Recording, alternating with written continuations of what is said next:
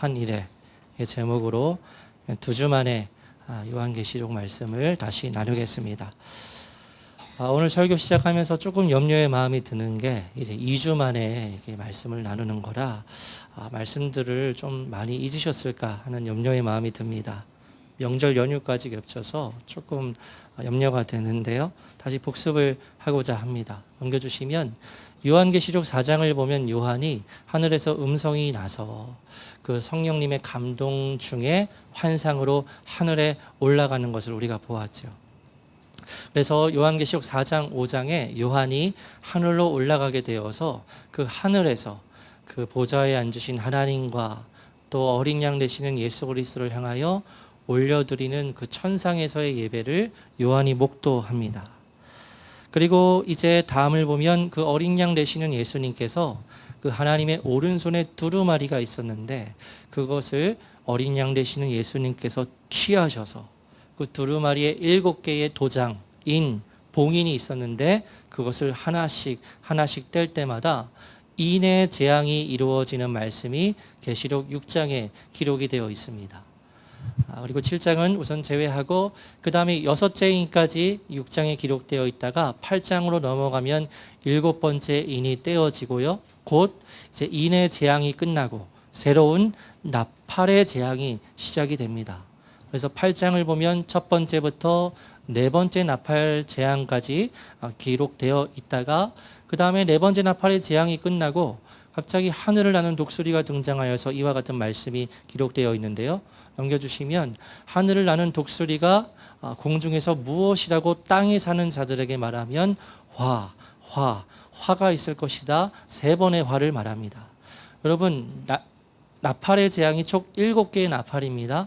근데 8장에서 네 번째 나팔까지 불려졌습니다. 그럼 3개의 나팔이 남은 거지요.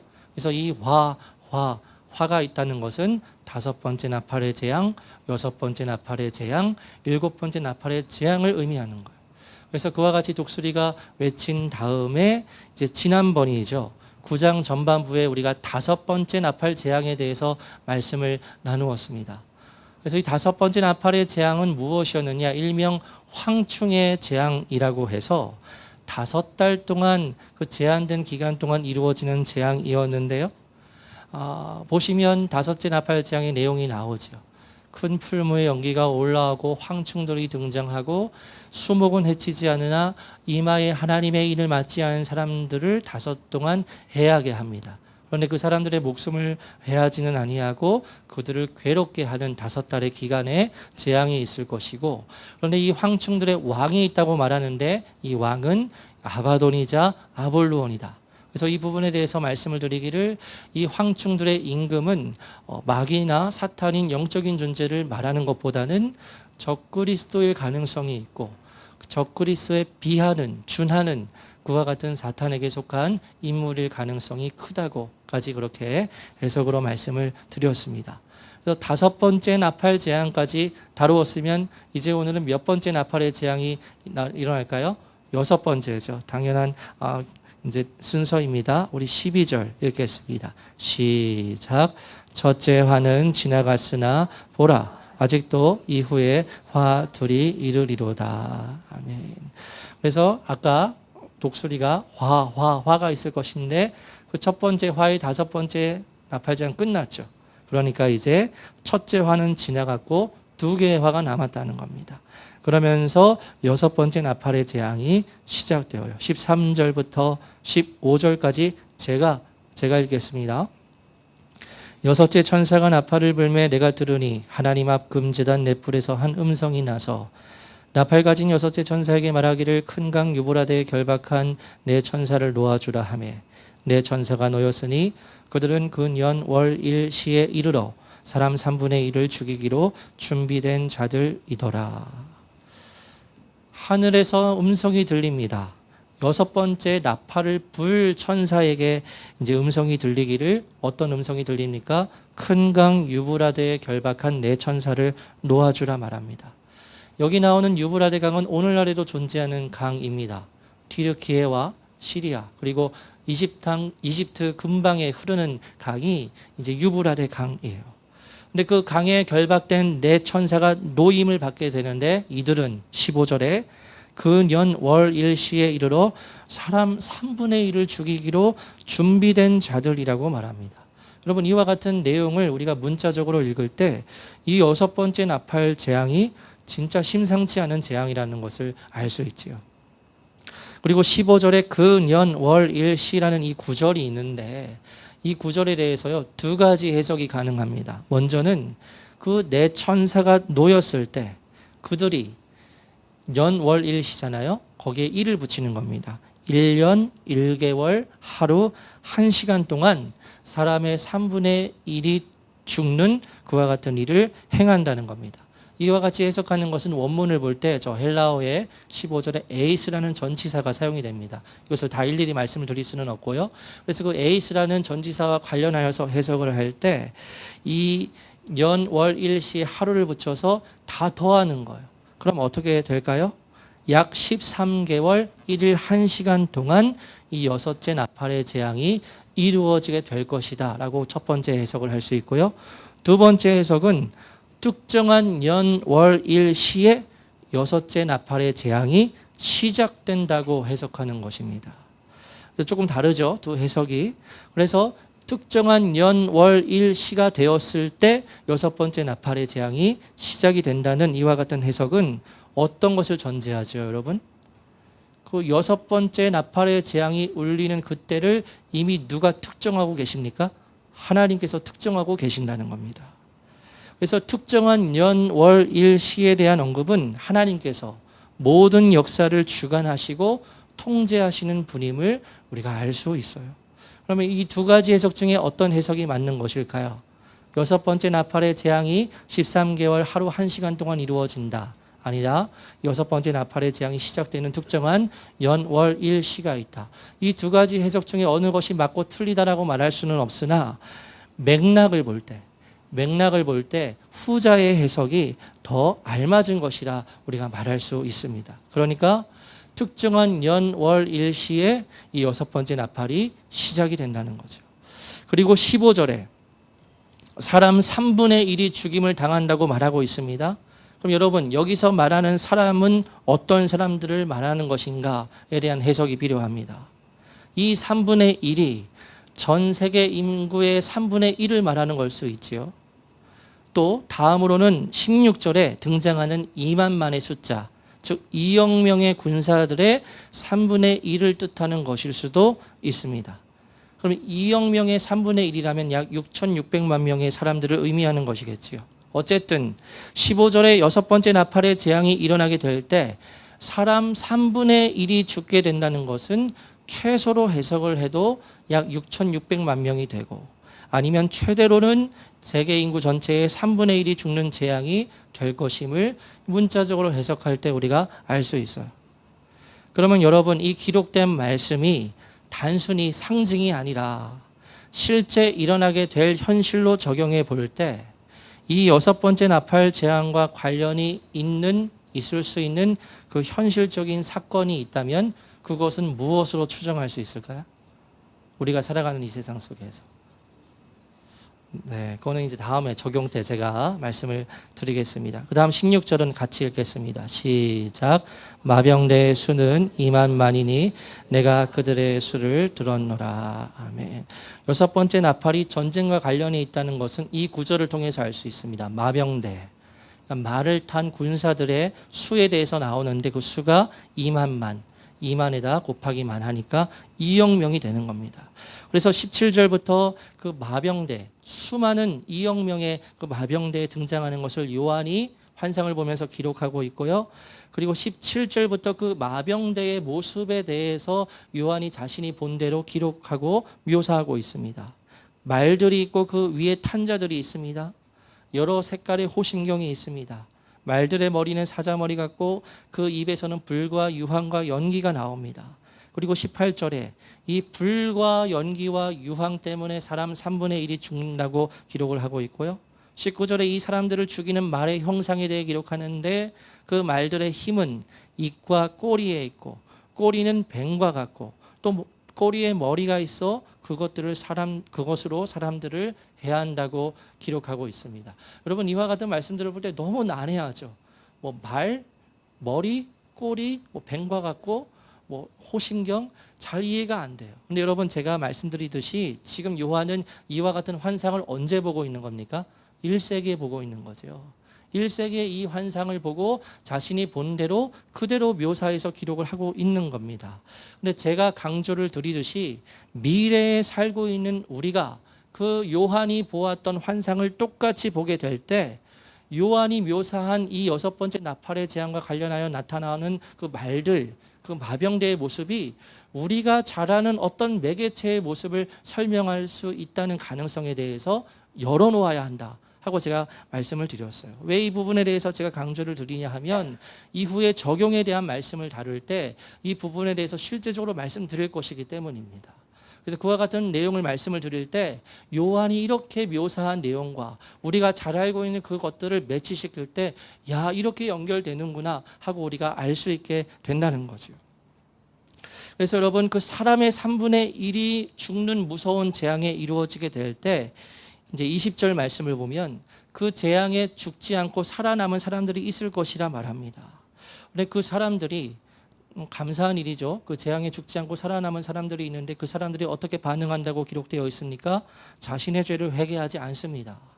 오히려 헛된 것을 의지하고 섬기면서 21절에 자신들이 행한 일들을 전혀 회개하지 않을 것이라 그렇게 기록하고 있어요. 네, 여기까지가 이제 6번째 나팔 재앙에 대한 기록이라 할 수 있습니다. 그래서 이 부분을 간략하게 정리하자면 다음과 같습니다. 5가지로 정리를 했는데요.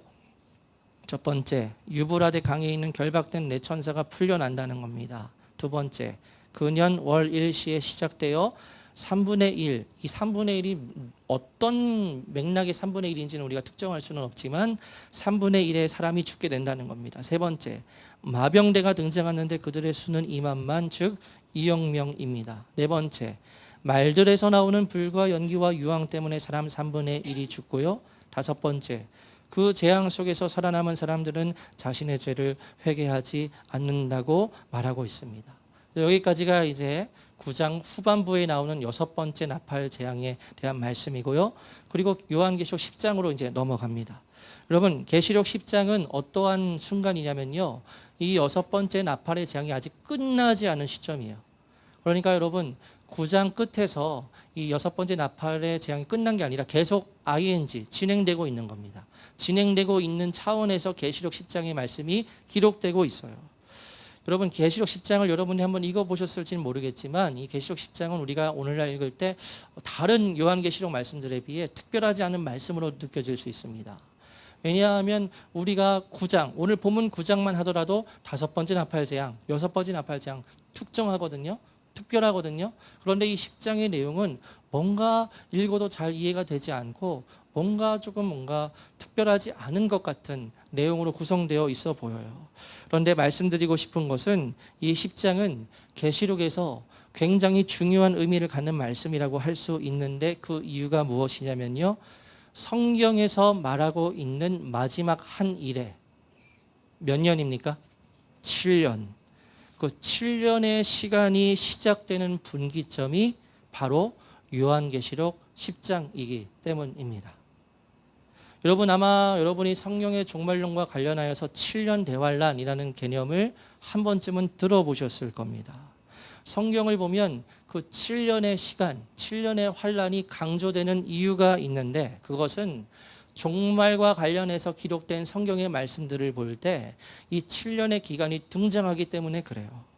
아시는 분은 아시겠지만 일에라는 말이 7이죠. 그래서 마지막 한 일에 7년이 기록된 대표적인 구약의 예언서가 있다면 어디의 말씀입니까?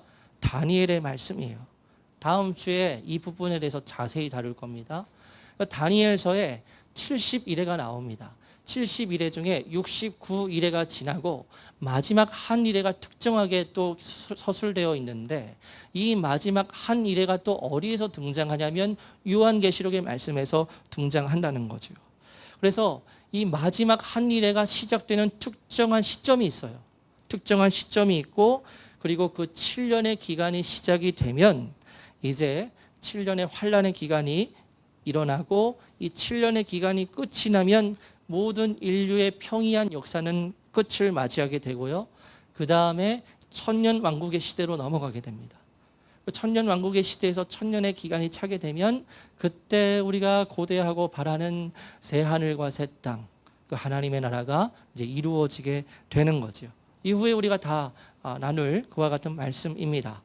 그러면 이 마지막 한 일에 7년의 시간이 요한계시록에서 언제 등장하는 것일까 대해서 생각을 해보아야 하는데, 여러분 오늘 이제 요한계시록 9장까지 닫았습니다.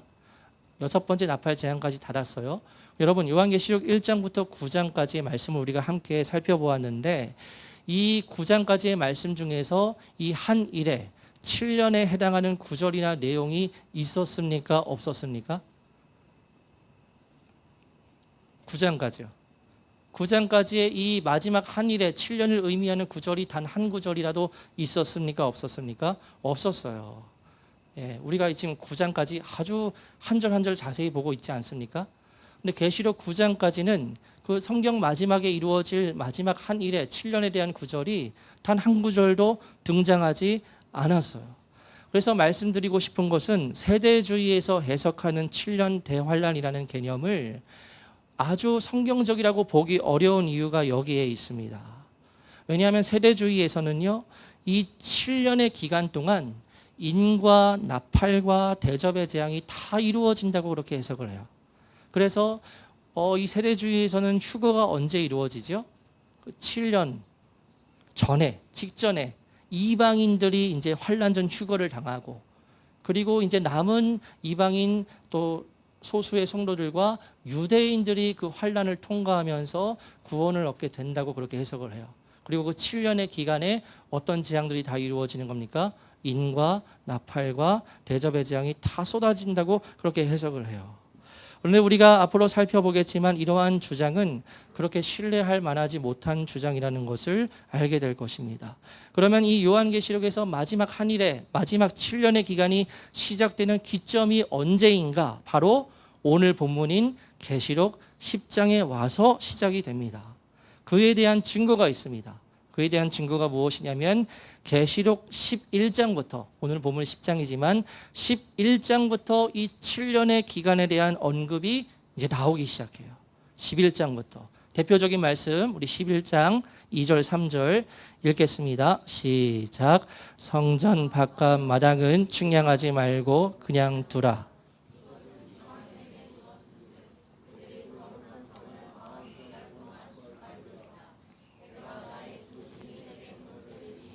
그들이 굵은 베옷을 입고 260일을 예언하리라. 아멘. 여러분 2절을 보면 42달이라는 특정한 시간이 나옵니다. 42달. 여러분 이것을 연으로 환산하면 어떻게 되죠? 42달, 3년 절반. 3년 절반이 되어요. 그러니까 3년 절반은 또 어떤 시간입니까? 7년의 2분의 1, 절반이 되는 시간이죠. 여러분 3절을 보시면 그 유명한 두 증인이 등장합니다. 그런데 그 두 증인이 활동하는 기간이, 예언하는 기간이 며칠이라고 말합니까? 1260일. 여러분 이 일을 연으로 환산하면 또 어떻게 됩니까? 3년 절반이 되어요. 3년 절반. 역시 7년의 2분의 1입니다. 그래서 여러분 마지막 한 일에 마지막 7년이 이루어지게 될 때 그 7년의 전반기에 해당하는 일명 전 3년 반은 계시록 11장에서 두 증인이 활동하는 시간이라 말할 수 있습니다. 7년의 전 3년 반은 누가 활동하는 시기라고요? 예, 두 증인이 활동하는 시기. 1260일이라고 분명히 말하고 있잖아요. 그리고 후반에 그 후 3년 반은 누가 활동하는 시기입니까? 적그리스도죠. 적그리스도가 자신의 정체를 드러내어서 이제 성도들을 핍박하기 시작하는 때이면서 동시에 이 3년 반 동안 마지막 남은 7개의 무슨 심판이 떨어지는 때입니까? 대접의 심판이 떨어지는 때예요. 이렇게 정리를 하실 수 있습니다. 그래서 이 마지막 한 일에 마지막 7년의 기간이 시작되는 기점은 6번째 나팔이 끝나고 계속해서 진행되고 있는 그 시점에 마지막 한 일에 7년이 시작된다고 해석할 수 있습니다. 오늘 설교 준비하면서 조금 염려가 되었어요. 굉장히 지금 말씀드리는 내용이 좀 복잡할 수도 있겠다. 저는 요한계시록의 말씀을 어느 정도 맥락을 다 알고 있어서 이와 같은 이제 개념을 쉽게 받아들이고 또 쉽게 이렇게 하는 것 같지만 이 부분에 대해서 잘 알지 못하고 한 일회가 뭐야? 7년이 뭐야? 이렇게 알고 계신 분들은 오늘의 말씀이 어려우실 수 있겠다라는 생각이 들었는데요. 단순히 정리하자면 이렇게 정리하시면 됩니다. 어떻게 정리하시면 되느냐? 성경에서 말하는 마지막 7년 한 일회는 요한계시록 몇 장에서 시작이 되는 겁니까? 10장에서 시작이 된다고 생각하시면 됩니다.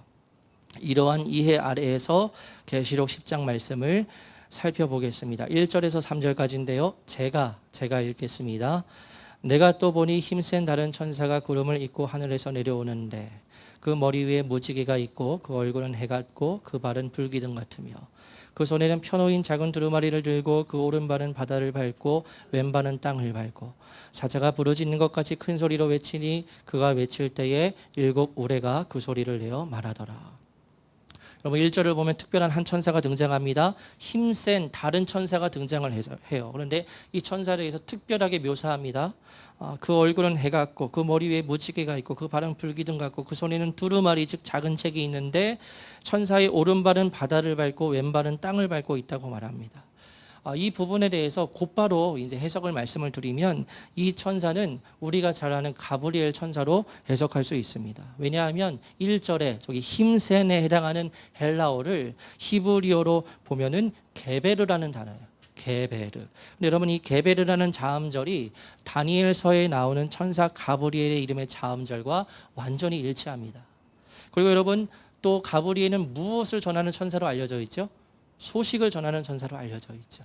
그래서 이 게베르 같은 자음절을 가지고 있는 특별한 한 천사가 이제 오늘 본문에서 특별한 소식을 땅 가운데 전하는 모습을 우리가 볼 수 있어요.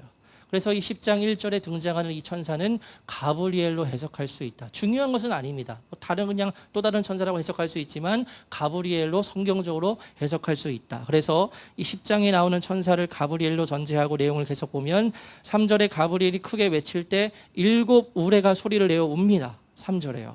그래서 4절에 요한이 이 7 우레에 대해서 기록하려고 할 때요. 하늘에서 소리가 나는데 무엇이라고 소리가 나냐면 이 7 우레에 대해서 기록하지 말고 임봉하라고 말해요.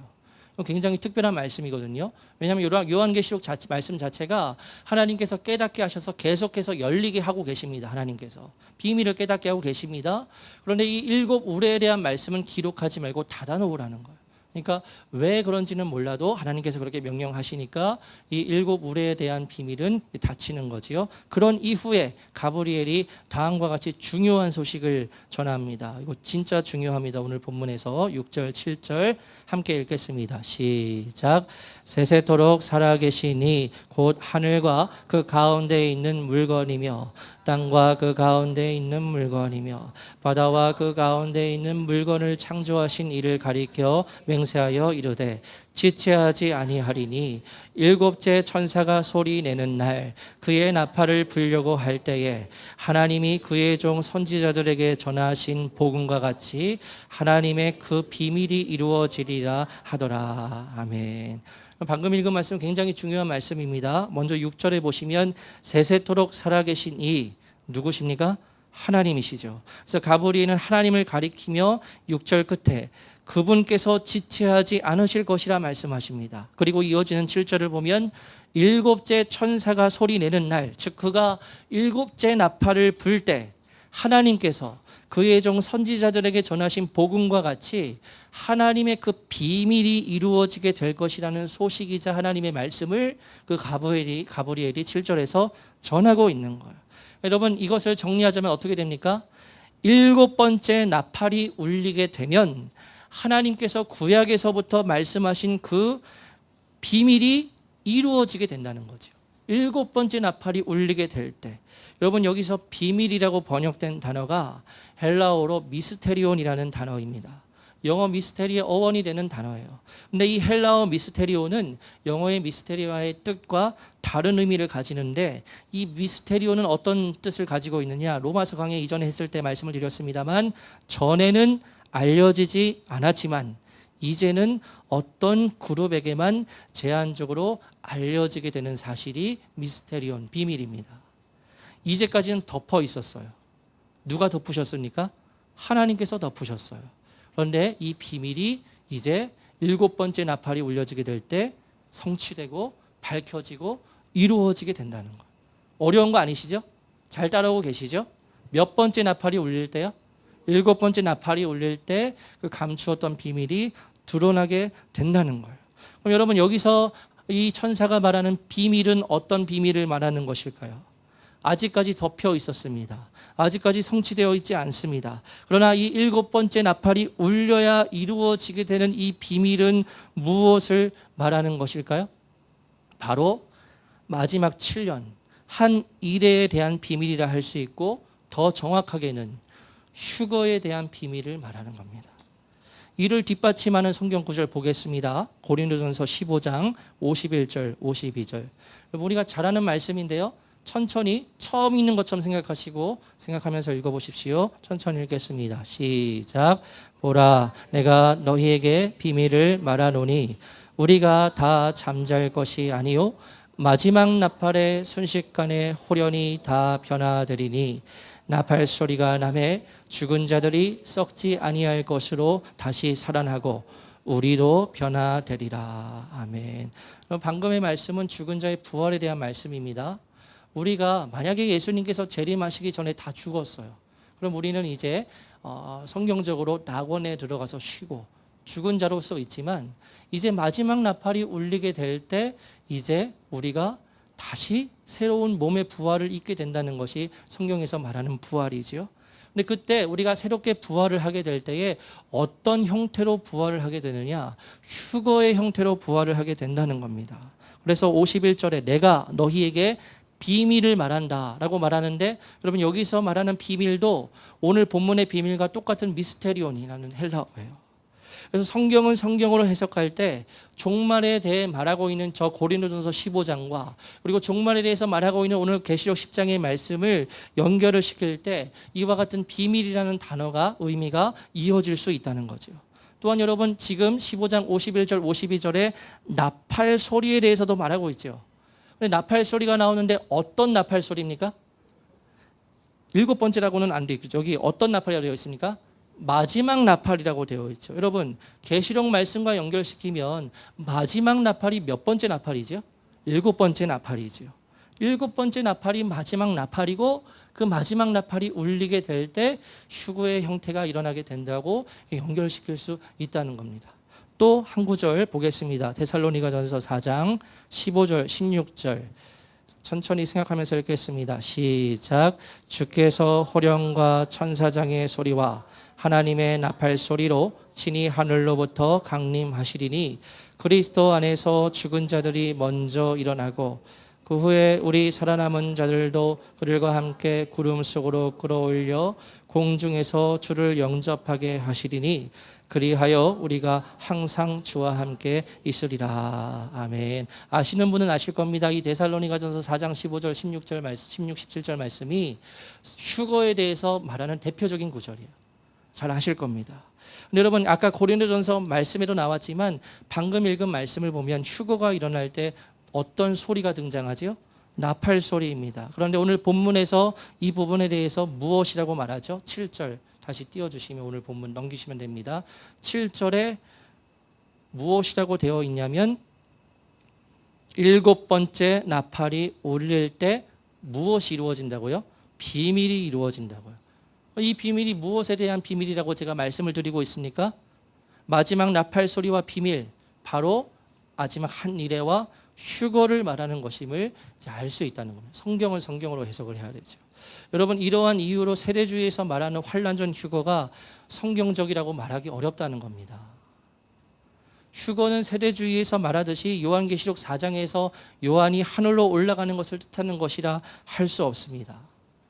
계시록 10장에 와서 천사 가브리엘을 통해서 하나님께서 하나님의 뜻을 말씀하십니다. 7번째 나팔이 울리게 될 때 하나님께서 그때까지 감추신 비밀이 이루어지게 될 것인데, 이 비밀이 무엇에 대한 비밀입니까? 휴거에 대한 비밀이고 마지막 한 일에 대한 비밀이라고 말씀을 드리고 있죠. 본문으로 돌아와서 그 다음 말씀 보겠습니다. 8절 9절입니다. 읽겠습니다. 시작. 하늘에서 나서 내게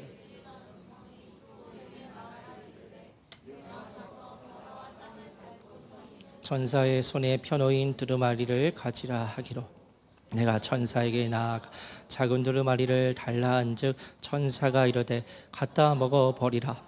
내 배에는 쓰나 내 입에는 꿀같이 달리라 하거늘. 아멘. 하늘에서 요한에게 음성이 들리기를 그 가브리엘의 손 안에 있는 두루마리를 너가 가지라고 말합니다. 그래서 요한이 가브리엘에게 가서 그 책을 내게 주십시오라고 말하니까 이제 가브리엘이 말하죠. 이것을 먹으라. 너의 배에서는 쓰나 너의 입에서는 달 것이다라고 말해요. 그 말대로 요한이 두루마리를 먹습니다. 그러니까 입에서는 그 천사의 말대로 꿀처럼 달았지만 배에서는 쓰게 되었다고 말하는데, 이 배에서 쓰게 되었다는 말씀을 통해서 이 요한이 먹은 두루마리에 적힌 그 내용이 아주 무섭고 두려운 심판에 대한 쓴 내용이 될 것임을 우리가 추측할 수 있습니다. 그리고 마지막 오늘 본문 10장 11절에 요한이 다시 백성과 나라와 방언과 임금에게 예언해야 할 것이라고 그 천사가 말하는데, 이는 이제 또 다른 계시의 차원이 이제 11장부터 시작된다는 것을 말하는 거죠. 뭐 어렵지 않습니다. 우리 11절 읽어볼까요? 시작. 그가 내게 말하기를 내가 많은 백성과 나라와 방언과 임금에게 다시 예언하여야 하리라 하더라. 아멘. 여러분 어렵지 않습니다. 이 구절을 그대로 표현하면 10장 11절이 끝이잖아요. 그러니까 11장부터 새로운 차원의 예언을 이 요한이 다시 시작하게 된다고 그 천사 가브리엘이 말하고 있는 장면이에요. 그리고 11장부터 또 다른 내용이 시작이 됩니다. 여러분 오늘 설교를 준비하면서 제가 아까 말씀드렸지만 조금 걱정하는 마음이 들었습니다. 왜냐하면 오늘 본문 말씀을 이해하기 위해서는요 조금은 배경 지식이 필요해요. 또 여러 복잡한 해석들이 있었습니다. 오늘 설교의 내용을 다시 정리하자면 다음과 같습니다. 계시록 9장에서 6번째 나팔이 울리고 나서 바로 7번째 나팔이 울리면 되는데 그렇게 되지 않았죠. 7번째 나팔이 울리지 않고 6번째 나팔이 계속 진행되고 있는 그 시점에서 계시록 10장에 가브리엘이 등장합니다. 그래서 그 천사 가브리엘이 등장해서 말하기를 하나님께서 지체하지 않으실 텐데 7번째 나팔이 울릴 때 하나님께서 이전에 구약의 선지자들에게 말씀하신 그 비밀을 이루신다고 말해요. 그러면 이 비밀이 결국 무엇을 말하는 것인가? 넓게 보면 마지막 한 일에 7년에 대한 말씀이고요. 마지막 7년의 비밀과 더불어서 휴거의 비밀을 말하는 것이라 할 수 있습니다. 그래서 이제 오늘 10장까지 다뤘고 11장부터 마지막 한 일에 7년에 대한 말씀이 공개적으로 이제 증언되기 시작해요. 이 한 일에 대한 말씀이 11장부터 시작이 됩니다. 그리고 휴거에 대한 말씀도 이제 우리가 앞으로 남은 말씀을 통해서 살펴보게 될 거예요. 그래서 여기까지 오늘 10장까지 다루었는데 오늘 이 10장까지 말씀을 잘 이해하셨으면 이제 요한계시록에서의 가장 핵심의 말씀을 우리가 나눌 준비가 된 겁니다. 왜냐하면 요한계시록 11장부터 마지막 한일에 대한 말씀과 휴거에 대한 말씀과 적그리스도에 대한 말씀과 짐승의 표, 예수님의 재림, 천년왕국, 이와 같은 굵직굵직한 주제의 말씀들이 11장부터 기록되어 있거든요. 그래서 이 11장의 내용을 다루기 전에 이전부터 제가 계속 말씀드렸던, 이제까지 우리가 함께 보았던 7인의 재앙과 그리고 나팔의 재앙과 이와 같은 부분에 대한 이제 적용에 대한 말씀을 다음 주부터 나눌 겁니다. 그러니까 오늘이 이제 10장까지 마쳤지요. 그럼 다음 주에 11장에 대한 말씀 넘어가지 않고요. 10장에서 잠깐 멈추고 이전에 이제 우리가 함께 나누었던 6장에 나오는 7개의 인과 그리고 6째 나팔의 재앙까지 이것이 오늘날 이 시대에 어떻게 적용될 수 있는지에 대한 적용의 말씀을 제가 언급드렸지만 비공개로 이제 나눌 겁니다. 다음 주에는 먼저 여러분이 반드시 알아야 할 개념 70일에 그리고 한 일에 대한 다니엘서의 말씀을 나누어서 여러분이 분명히 이 부분에 대해서 정리하도록 하게 할 거고요. 그 다음 주부터 다시 좀 과거로 돌아가서 그 인의 재앙이 이 역사 속에서 어떻게 성취되어 왔는지 또 성취될 것인지 나팔의 재앙도 마찬가지고요. 그에 대한 적용의 말씀을 나누게 될 것입니다. 여러분, 제가 이 요한계시록 강해를 이제 시작할 때 4장에서 말씀을 드렸던 것 같은데 4가지의 관점이 있다고 말씀을 드렸습니다. 첫 번째 관점은 어떤 관점입니까? 과거에 모두 끝났다. 과거주의적 관점이 있었고, 그 다음에 역사 속에서 성취되고 있다. 역사주의적 관점이 있었고, 미래에 성취될 것이다. 미래주의적 관점이 있었고, 마지막 이 모든 것은 실제 일어날 일이 아니라 상징에 불과하다. 상징주의적 관점이 있었습니다. 이 4가지의 관점 중에서 지금 우리는 어떤 관점들에 의해서 말씀을 살펴보고 있습니까? 역사주의적 관점과 미래주의적 관점에서 말씀을 살펴보고 있지요. 그래서 우리가 나누었던 인의 재앙과 나팔의 재앙이 실제 무엇을 의미하는 사건인지 우리가 적용을 통해서 이제 나누게 될 것입니다. 바라기는 하나님께서 우리 모두에게 말씀을 이해할 수 있는 지혜를 열어주셔서 이 나누는 말씀이 전혀 어렵지 아니하고 명쾌하게 깨닫게 되는 은혜가 우리 성도님들에게 있기를 소망합니다. 열린 마음으로 말씀을 들으십시오. 마지막 때가 되면 하나님께서 그 때에 맞춰서 우리가 말씀을 이해할 수 있는 지혜를 부어주실 겁니다. 그와 같은 믿음이 우리에게 있어야 합니다. 근데 이 요한계시록의 말씀이 아시겠지만 굉장히 해석이 난해하고 또 다양하고 그런 가운데 지금 우리는 어떻게 어떤 것을 전제하고 말씀을 나누고 있습니까? 이 요한계시록의 말씀은 단순히 상징이 아니라 우리가 살아가는 시대에 반드시 성취될 말씀이다. 그리고 모든 그 신학적인 틀, 세대주의라든지 언약신학이라든지 이와 같은 틀을 다 과감히 배제하고 한 절 한 절의 말씀을 가장 문자적으로 해석하여서 우리가 지금 나누고 있습니다. 그렇게 해서 지금 10장까지 다 다루었어요. 그리고 이제 다음 주부터는 그 적용에 대한 이전의 그 말씀에 대한 적용에 대한 말씀을 나누게 될 텐데 여러분 열린 마음으로 들으시고 무엇보다 함께 이 시간에 성경을 진지하게 상고하셔서 이 기록된 말씀을 듣고 또 읽고 또 이 말씀을 지키는 우리 더가스펠교회 성도님들 되시기를 주님의 이름으로 축원합니다. 함께 찬양하고 기도하겠습니다.